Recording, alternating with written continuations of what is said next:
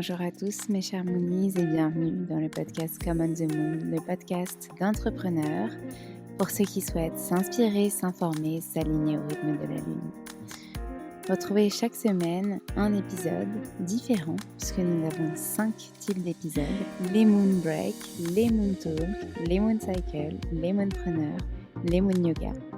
On fait le lien entre entrepreneuriat, bien-être, développement personnel, conseils pour infuser tout ce que vous voyez et tout ce que vous entendez, pour vous rassurer aussi, pour prendre confiance en vous, et puis les méditations pour justement concrétiser tout cela dans votre vie.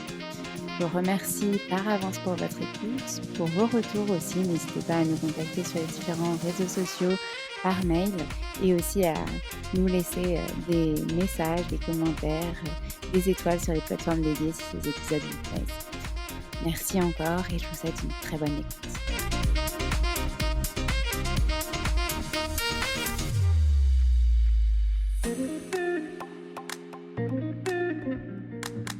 Bonjour mes chers Moonies, je suis ravie de vous retrouver aujourd'hui pour ce nouvel épisode du podcast Come on the Moon où on va parler d'entrepreneuriat féminin. Dans cet épisode, si vous avez lu notre Moon Nouvelle, si vous avez écouté notre Moon Break, vous pourrez le réécouter d'ailleurs, on va parler des avantages à entreprendre en tant que femme et on vous donnera quelques petits conseils Come on the Moon pour entreprendre et devenir la femme que vous souhaitez dans votre vie et l'incarner. Je vous souhaite une très bonne écoute.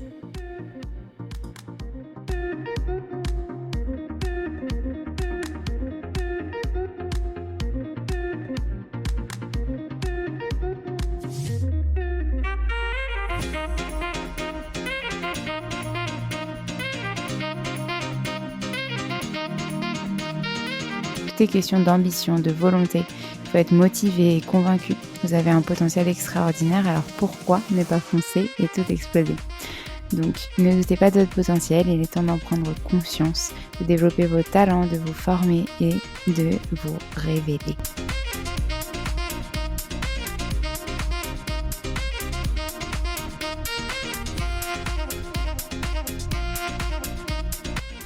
Bonjour les Moonies, je suis ravie de vous retrouver aujourd'hui pour ce nouvel épisode du podcast Come on the Moon. Et comme vous le savez, ces 2 mois sont dédiés à l'entrepreneuriat féminin et plus largement au féminin. Donc ils concernent bien évidemment aussi les hommes et aussi toutes les personnes qui se sentent concernées par ce sujet et qui s'y intéressent. Donc vous le savez, pour moi l'entrepreneuriat est un sujet qui m'intéresse beaucoup et donc il m'a été un peu naturel, on va dire, de parler de ce sujet d'entrepreneuriat féminin. Et malgré tout ce que l'on peut trouver sur Internet, il n'y a pas vraiment de définition à ce qu'est aujourd'hui l'entrepreneuriat féminin. Donc d'abord, on va se demander quelle est la définition de l'entrepreneur. Et donc on a fait pas mal de recherches et on a décidé de vous présenter la définition du professeur Howard Stevenson de la Harvard Business School. Donc c'est lui qui est l'inventeur du terme entrepreneuriat. Et donc, selon lui, l'entrepreneuriat, c'est la poursuite d'une opportunité au-delà des ressources que vous contrôlez. La poursuite implique une certaine détermination et concentration dans l'effort, et cela signifie que l'entrepreneur perçoit des opportunités, mais il a besoin d'avoir des ressources telles que des compétences techniques spécifiques ou un réseau, c'est-à-dire la famille dans laquelle il est né ou ses collègues qui lui permettent de voir ces différentes opportunités. Donc, ce qui nous anime pour nous lancer dans l'entrepreneuriat, c'est la volonté d'être son propre patron, d'avoir une liberté de la gestion de notre temps, de travailler sur un sujet qui nous stimule intellectuellement ou qui nous passionne et d'ajuster nos prestations sur nos réelles capacités ou encore d'aspirer à une meilleure qualité de vie. Et on va développer tout ça justement dans cet épisode. Et si vous avez déjà eu l'occasion de lire notre article, notre Moon Nouvelle sur le sujet, on va continuer de développer le sujet ici. Donc, on vous invite aussi à lire notre article qui s'intitule « Indépendant, quels sont les avantages et les inconvénients ?» Et je remettrai les notes, le lien dans les notes de cet épisode. Et vous trouverez aussi des informations complémentaires pour savoir un petit peu comment il est bon de se lancer ou pas. Et là, par contre, ce n'est pas un sujet lié juste au féminin. Donc maintenant, rentrons dans le vif du sujet.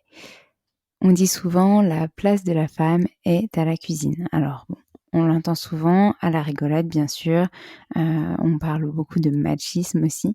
C'est un peu le reflet de cette société patriarcale dans laquelle nous vivions. Je mets bien ça au passé, en tout cas je l'espère. Et c'est vrai qu'en France, il y a beaucoup d'efforts qui sont faits pour atteindre l'égalité homme-femme, mais il existe encore malheureusement des inégalités. Et notamment dans le monde du travail, les salaires plus bas à des postes à des niveaux d'ancienneté équivalents, des emplois réservés uniquement aux hommes, etc. Donc en conséquence, il y a beaucoup de femmes qui choisissent de mettre leur vie professionnelle entre parenthèses et ça n'a pas été vécu de la même manière par la gente masculine. On va en parler un petit peu plus en détail, mais peut-être à titre d'exemple, par exemple, beaucoup de femmes prennent un congé parental et il y a moins de pourcentage d'hommes qui le font. Et d'ailleurs, dans l'épisode du podcast des équilibristes, Lucille Quillet, autrice du livre Le prix à payer, c'est ce que le couple hétérosexuel coûte aux femmes, elle en parle très bien. Et bien sûr, tout est à temporiser et chacun a son avis, chacun a le droit de s'exprimer et on peut d'ailleurs ouvrir des débats là-dessus. Il faut savoir qu'il y a quand même beaucoup d'hommes qui deviennent féministes ou en tout cas qui soutiennent la cause des femmes. Et ça, c'est super.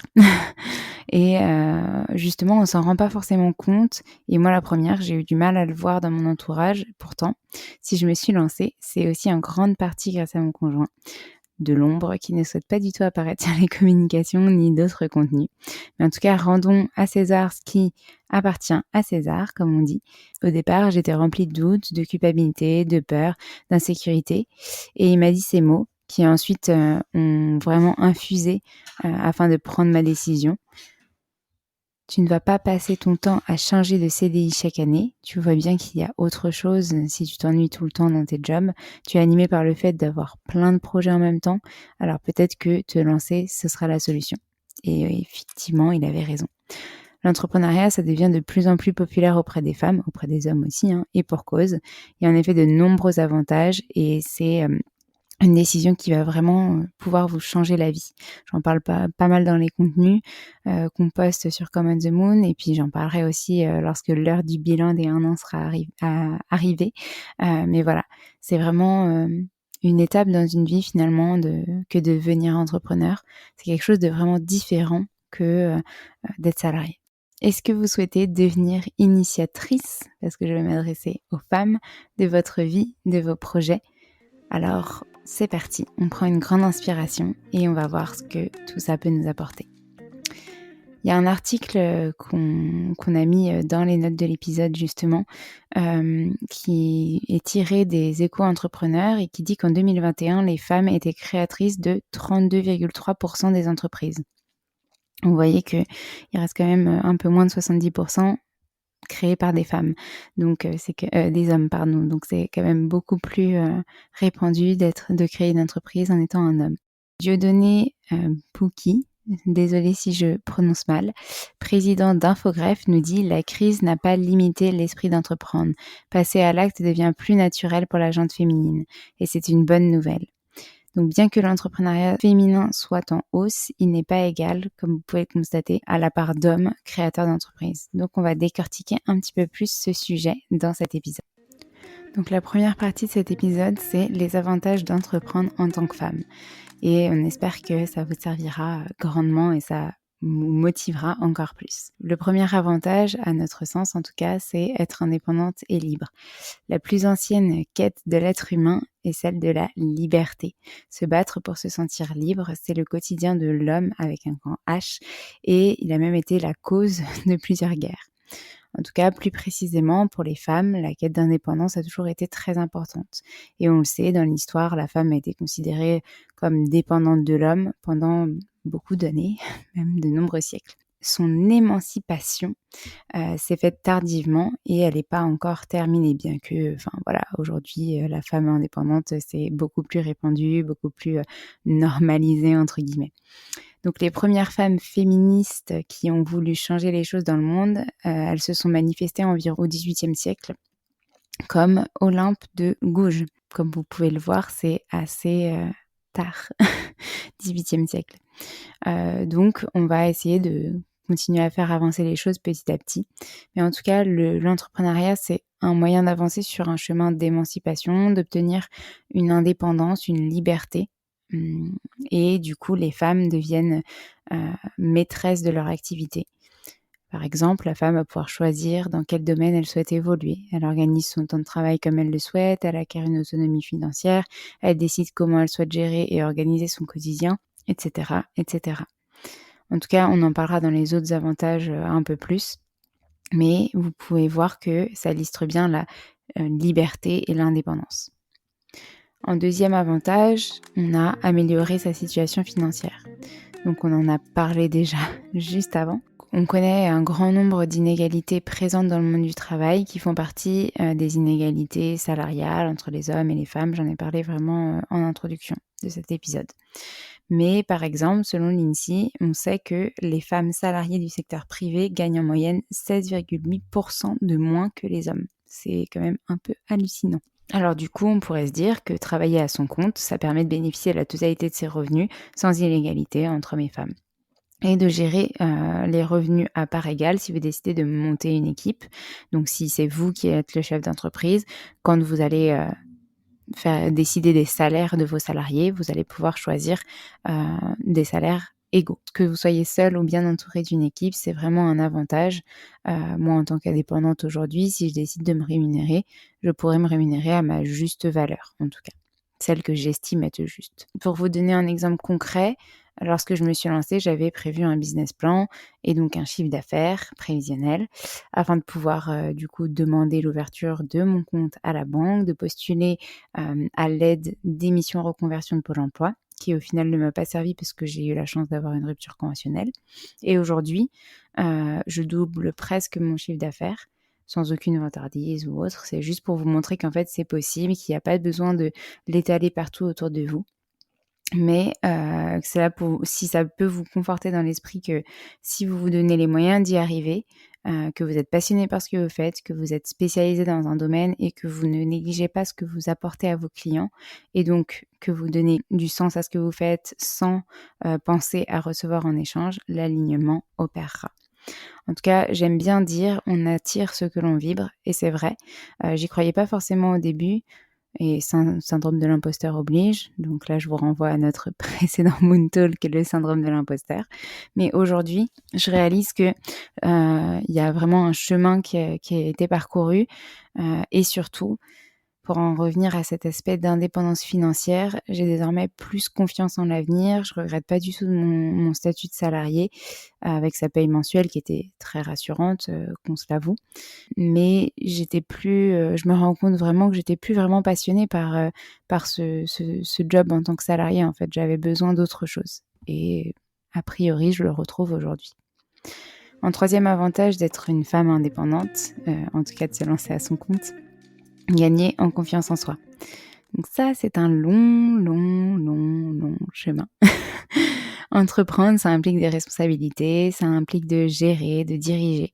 Quand tout se passe au mieux, que l'on trouve son équilibre, qu'on est productif, qu'on contrôle au mieux ses projets, ça nous pousse à être fiers de nous, à croire en nos capacités et en nos compétences. Et bien évidemment, ça va nous booster. Ça va booster notre confiance en nous, en nos projets.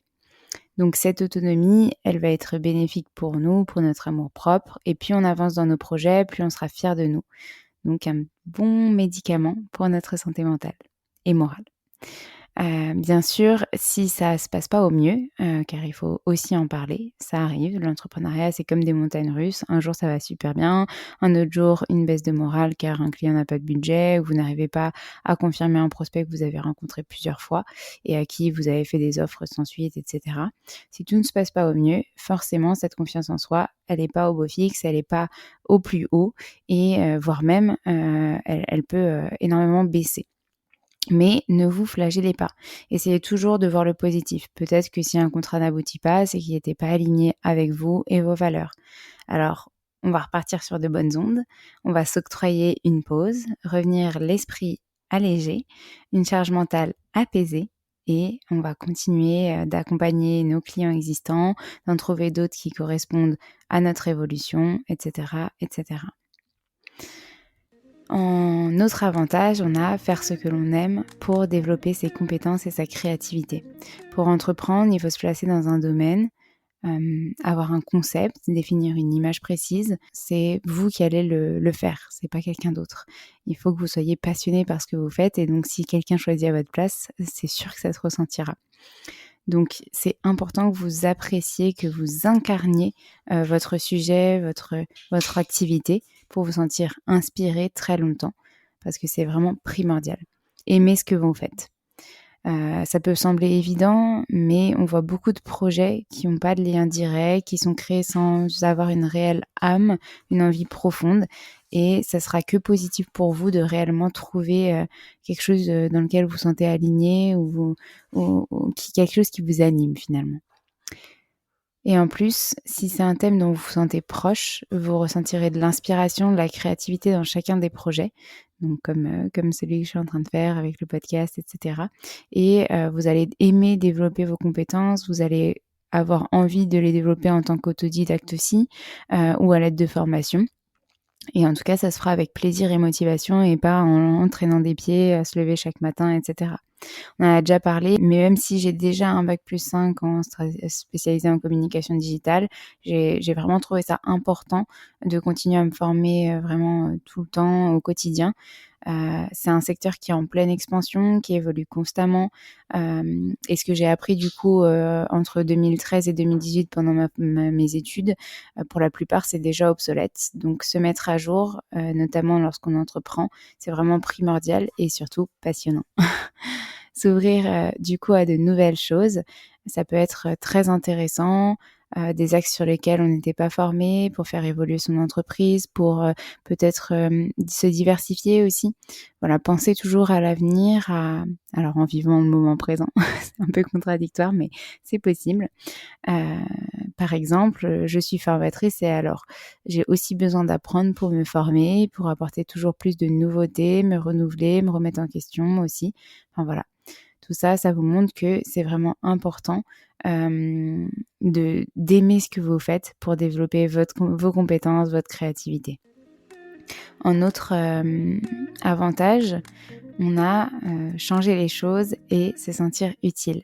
Les projets que vous souhaitez mettre en œuvre, ils peuvent être autant d'éléments qui vont vous permettre de changer le monde dans lequel vous vivez.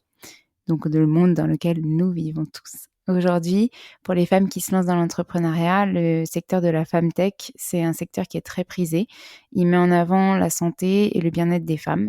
Et on a tous vu ces dernières années beaucoup de marques émerger comme Tajine Banane qui prône l'allaitement et met en avant les femmes, leur corps, leurs enfants, leur vie qui change, qui varie, qui évolue et les manières de penser. Donc vous l'aurez compris, les femmes, elles ont envie de faire bouger les lignes. Elles répondent à de vrais besoins. Les fondatrices d'entreprises, elles créent ce qu'elles ont pas trouvé finalement sur le marché et elles ont envie de faire passer des vrais messages. Donc le fait de travailler sur des produits dans lesquels chaque femme pourra se retrouver, se sentir belle, se sentir elle-même, se sentir alignée, sans prise de tête, ça permet également une augmentation de la confiance en soi. Donc, on revient à nos autres avantages. Et donc, la création d'associations pour les femmes, pour l'entrepreneuriat féminin, les incubateurs, les projets en lien avec le féminin, c'est vraiment des secteurs qui sont en plein essor. Et c'est beau de voir cette émulsion en faveur de belles causes. En tout cas, chacune de nous est assez, est utile et apporte son unicité et sa pluralité dans le monde. Un autre avantage, avoir un emploi du temps plus flexible et en accord avec soi. On pense souvent que lorsqu'on est une femme, mère de famille, avec un foyer à gérer, il est impossible de mener une vie d'entrepreneur, mais on oublie que l'entrepreneuriat a aussi comme avantage la possibilité d'un emploi du temps plus flexible. Donc, en fonction de votre emploi du temps de base ou du moment de la journée où vous savez que vous êtes plus productive, vous pouvez vous organiser vos missions, vos projets, en commençant peut-être tôt le matin ou en travaillant peut-être juste l'après-midi sur votre bureau, sur votre lit. En fait, en adaptant votre travail à vous et vos besoins, vos ressentis du moment. Et ça peut varier de mois en mois, de semaine en semaine, de jour en jour. Et donc, c'est un des facteurs que j'avais noté dans mon tableau pour contre l'entrepreneuriat. Je sais pas si vous vous souvenez de ce tableau, on en avait parlé dans l'épisode Moon Cycle, le tout premier épisode Moon Cycle de décembre de notre podcast. Je le remettrai aussi si besoin. Et en fait, j'avais proposé un rituel associé et c'était un tableau pour contre être entrepreneur, contre le salariat. Et donc ce que j'avais noté de positif que je voulais et que je pourrais avoir en étant entrepreneur, j'avais noté avoir du temps pour moi, pouvoir promener Arctic, donc mon chien, quand je veux, pouvoir pratiquer du yoga quand je le souhaite et lorsque j'en ressens le besoin. Et donc ça, c'était 3 points qui étaient hyper importants pour moi, que j'avais plus en fait en tant que salariée parce que j'enchaînais trop, je pouvais pas choisir mes horaires, etc., etc. Donc j'avais mis ça et d'autres aspects. Et aujourd'hui, je me rends compte que j'ai tout ça. En tout cas, je me donne les moyens de les avoir quand j'en ressens l'envie, le besoin, et c'est moi qui peux décider de me l'octroyer ou pas. Alors que quand j'étais salariée, clairement, il fallait suivre les horaires. La plupart du temps, j'étais en présentiel au travail, donc les promenades du chien, c'était le matin et le soir uniquement. Le yoga, quand j'avais le temps, du temps pour moi en dehors des horaires conventionnels de boulot, en tout cas. Autrement dit, pas beaucoup, puisque j'avais mes autres projets à côté que j'avais choisis, bien sûr. Mais en tout cas, toute ma vie tournait un peu autour du travail. Et quand on sait qu'on passe la plupart de son temps au travail, au bout d'un moment, si on n'est plus réellement passionné, on voit le résultat. Donc aujourd'hui, tout tourne autour de ce que j'ai décidé de prioriser. C'est pas du tout la même chose.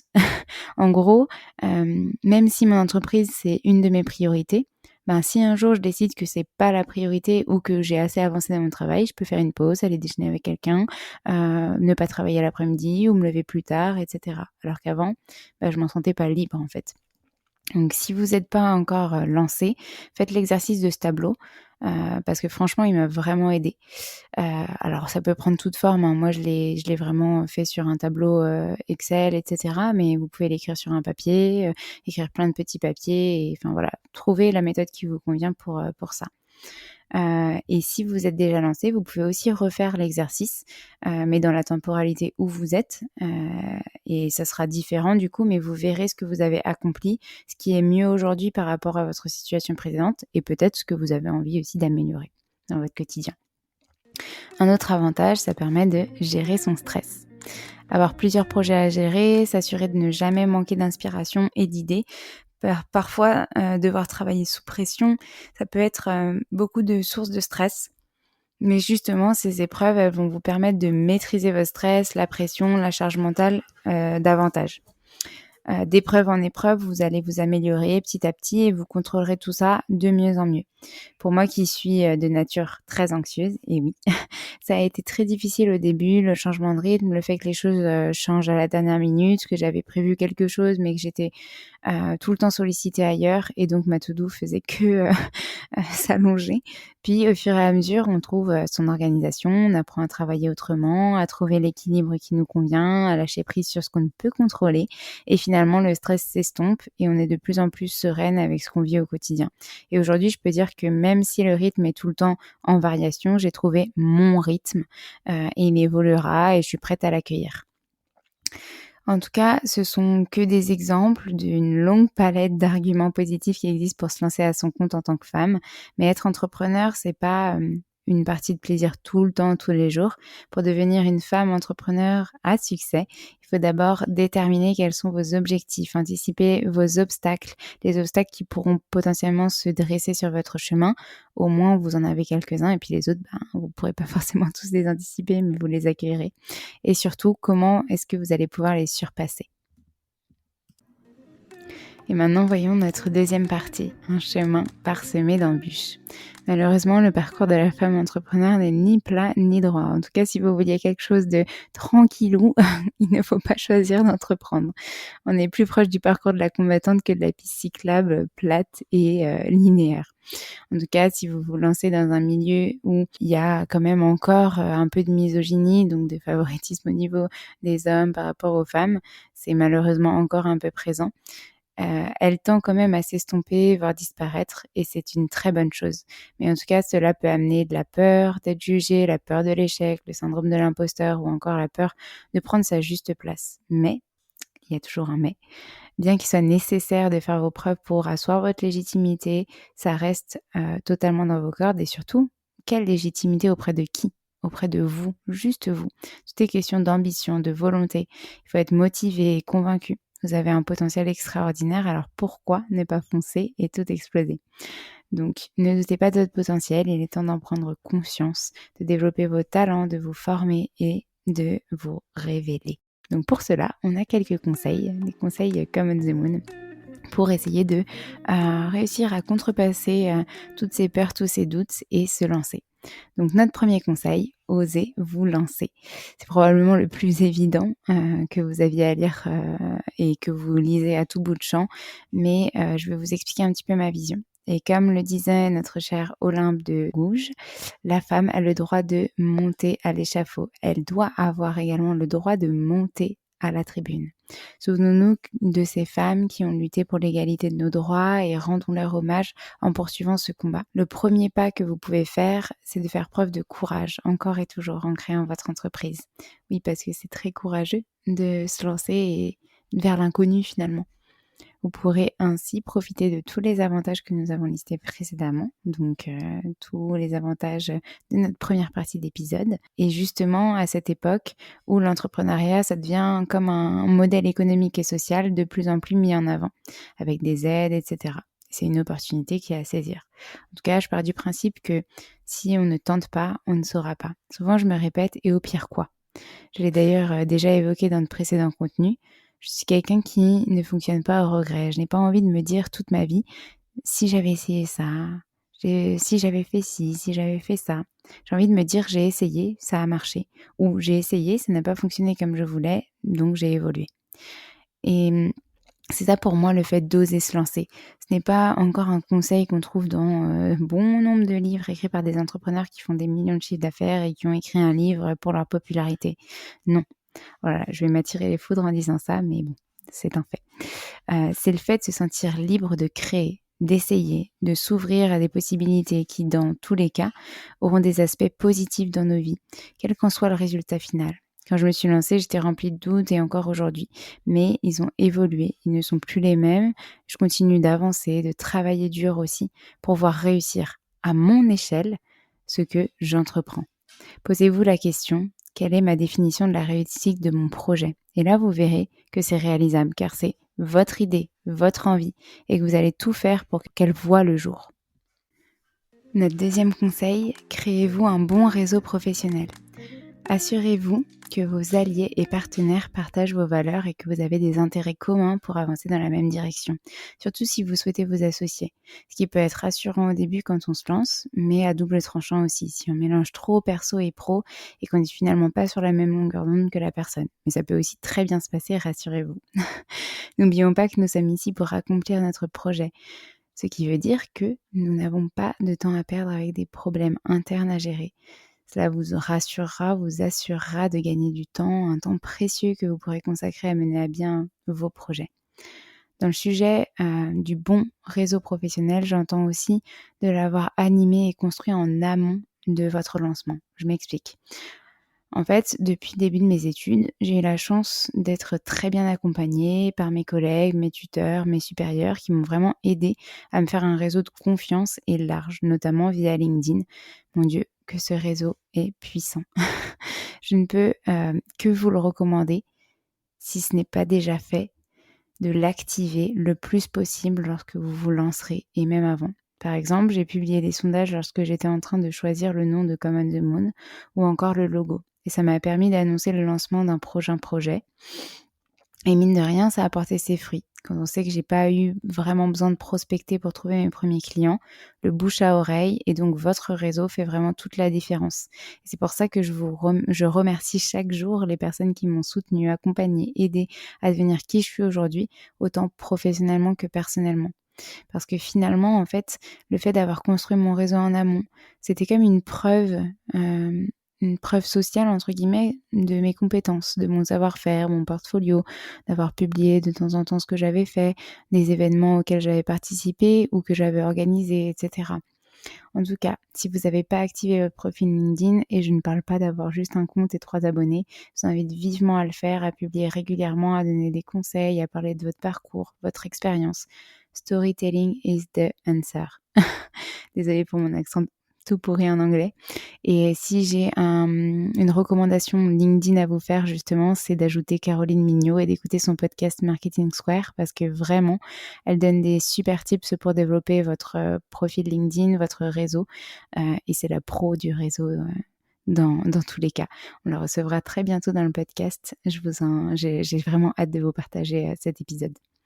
Vous pouvez aussi rejoindre des réseaux d'entrepreneurs. Il y en a des spécialisés dans l'entrepreneuriat féminin comme Bouge ta boîte, où vous pouvez rencontrer des entrepreneurs de votre région, networker et peut-être même trouver des projets, des missions et des clients.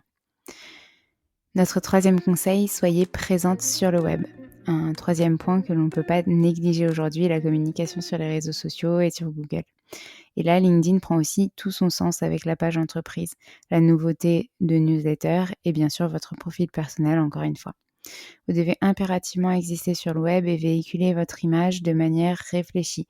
C'est le moment de développer une stratégie de communication digitale et de s'y tenir. C'est aussi un moyen efficace de se créer un réseau de connaissances. Chaque canal social a son point fort, ainsi qu'une communauté précise qui l'utilise, comme par exemple LinkedIn et son public de professionnels. Donc, je vous conseille fortement de trouver le bon réseau de communication et d'optimiser votre présence sur celui-ci. Vous n'allez pas être, sur Pinterest si vous ne vendez pas des choses qui ont besoin d'être montrées visuellement, etc. Si vous avez des questions à ce sujet, et c'est pas le but de vous y former ici, mais vous pouvez aussi prendre rendez-vous avec nous, je vous remettrai le lien dans les notes. On pourra en parler plus en détail de votre projet, de votre stratégie de communication de manière personnalisée. Bon, pour faire bref, ayez un site internet attractif et travaillez votre SEO, référencement naturel. Soyez présent sur les réseaux sociaux où est présente votre cible. Soyez régulier dans votre manière de communiquer et apportez votre touche personnelle pour vous différencier. Et ça, c'est quelques petits conseils parmi tant d'autres pour être bien visible sur le web. En quatrième conseil, développez vos compétences et diversifiez-vous. On vous invite à vraiment développer plusieurs pôles de compétences. Dans un monde en évolution permanente, il faut à tout prix se diversifier. Nous ne sommes jamais à l'abri de voir notre business manquer de clientèle ou de le voir disparaître. Donc soyez cohérente avec le choix des services que vous proposez. Par exemple, pour une professeure de yoga, vous pouvez proposer des cours en présentiel, mais aussi des cours en ligne. Vous pouvez également développer une chaîne YouTube dans laquelle vous prenez le temps de définir et d'expliquer les bienfaits de chaque posture, ou encore créer un studio en ligne avec un système d'abonnement, etc. Nous avons la chance d'avoir une pluralité de supports de diffusion. Faites-en un atout majeur et utilisez-les à bon escient pour vous valoriser. Une femme entrepreneur polyvalente est une femme qui saura gérer son business quoi qu'il arrive. Pour Come on the Moon, pour vous donner un autre exemple, j'ai décidé de me spécialiser en communication digitale, mais j'ai aussi un axe de formation. Donc, j'ai demandé mon numéro de formateur pour donner des cours dans des écoles, mais aussi à des professionnels. J'ai aussi l'aspect événementiel, design graphique, podcast, mais tout cela a un lien. Et à côté, j'ai mon auto-entreprise en tant que professeur de yoga. Mais je ne relie pas les deux activités. Bien que je souhaite accompagner les entreprises dans le secteur du bien-être, développement personnel, responsable, écologie, mobilité. Mais finalement, ma communication s'en ressent et on crée du lien partout en fonction de ce que l'on souhaite véhiculer. En cinquième conseil, initiez votre femme sauvage et combattante. Créez-vous les conditions pour avancer en conscience et vous sentir pleinement présente à ce que vous construisez. Et pour cela, nous vous renvoyons à notre contenu sur l'inspiration et la créativité en tant qu'entrepreneur. Ils sauront vous guider. Je vous remettrai le lien dans les notes de cet épisode aussi, mais vous en faites pas, vous avez tout en vous. Il va falloir trouver votre identité avant de lancer votre entreprise, apprendre à vous connaître et utiliser vos singularités comme force pour vous lancer. Une femme sauvage sommeille en vous et elle ne demande qu'à s'exprimer. Elle est là au fond de vous et elle ne souhaite que renaître pour se battre dans cet océan qu'est le monde. Et cela passe par l'estime de soi, un des points de la pyramide de Maslow, celui juste avant le besoin de s'accomplir. Et justement, ce besoin de s'accomplir et cette estime de soi viennent du respect que l'on se porte. Portez-vous un regard bienveillant. Remerciez-vous chaque jour pour ce que vous avez accompli. Soyez fiers de vous et célébrez vos succès, même ceux que vous considérez comme petits. Et définissez surtout ce que vous souhaitez en lien avec ce qui vous correspond. Et cela passe, comme vous le savez, par apprendre à se connaître, ce chemin de toute une vie qui évolue et change constamment au fil de vos expériences et du temps, mais qui vaut la peine d'être vécu. Trouvez l'accompagnement qu'il vous faut si vous considérez en avoir besoin, mais au final, on a tous besoin de quelqu'un ou de plusieurs personnes pour nous épauler. Et écoutez-vous surtout. Vous verrez, votre force n'en sera que décuplée et vous guidera vers un beau chemin de réussite et de projets épanouissants. Pour mettre à profit ces conseils et dévoiler, incarner, inspirer votre femme sauvage à s'exprimer, nous avons créé un nouvel épisode Moonbreak de notre podcast. Je vous remets dans les notes de cet épisode et il est sorti un petit peu avant cet épisode-là. Donc, pour la plupart d'entre vous, peut-être que vous avez déjà écouté cette méditation, mais n'hésitez pas à la refaire constamment pour reprendre confiance en vous, pour vous incarner en tant que femme. Et le petit plus à prendre en compte avant de vous lancer, les femmes ont aussi la possibilité de percevoir des aides proposées à tous les entrepreneurs comme l'ACRE, l'aide à la création ou à la reprise d'une entreprise, qui consiste en une exonération d'une partie des charges sociales en début d'activité, mais aussi des aides avec Pôle emploi, etc. Mais il y a aussi la garantie égalité femmes, le prêt d'honneur Initiative France, les clubs locaux d'épargne pour les femmes qui entreprennent, donc CLEFE, les plans d'action régionaux, PAR, WILA, qui est une communauté engagée pour l'entrepreneuriat féminin, le premier accélérateur de mixité dans la tech, et donc qui propose aussi des formations pour se lancer.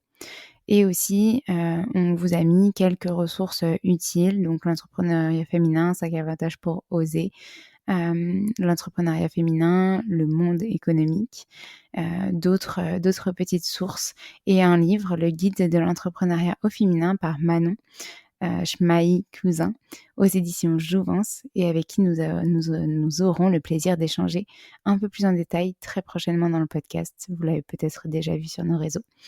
Et ce sera vraiment dans la continuité de ce sujet passionnant où il y a tellement de choses à dire. En conclusion, il y a vraiment du progrès dans notre société qui commence à prendre conscience du patriarcat dans lequel on baigne depuis des siècles et qui travaille à le diminuer. L'évolution positive en termes d'égalité hommes-femmes ces dernières années et ces dernières décennies nous amène à constater que le monde professionnel sera à 100% efficace lorsque la parité sera concrètement atteinte. En attendant, la femme entrepreneur que vous êtes doit apprendre à évoluer dans ce milieu encore constitué d'hommes dans une majorité. En tout cas, le succès, c'est atteindre le plein potentiel de son business, mais aussi de ses capacités. Entourez-vous des bonnes personnes et appréhendez à l'avance les obstacles qui pourraient vous freiner. N'oubliez pas que avec Come on the Moon, on peut vous accompagner tout au long de votre parcours, vous aider à votre lancement et votre évolution en tant qu'entrepreneur. Vous pourrez prendre rendez-vous dès maintenant, sans engagement avec moi et on pourra en discuter. Ce sera avec grand plaisir.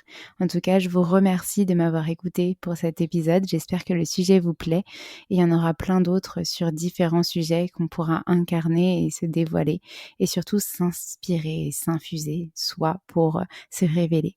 Merci beaucoup mes chers Moonies, n'hésitez pas à laisser des messages, nous envoyer des messages privés, des commentaires, des petites étoiles sur les plateformes dédiées. Et je vous dis à la semaine prochaine pour un nouvel épisode.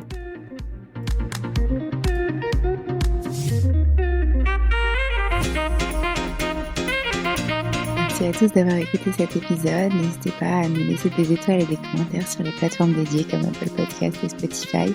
Mais c'est aussi des messages privés, des commentaires. Ça nous fera très plaisir de pouvoir échanger avec vous. En tout cas, on vous dit à la semaine prochaine. Nous avons hâte de vous retrouver.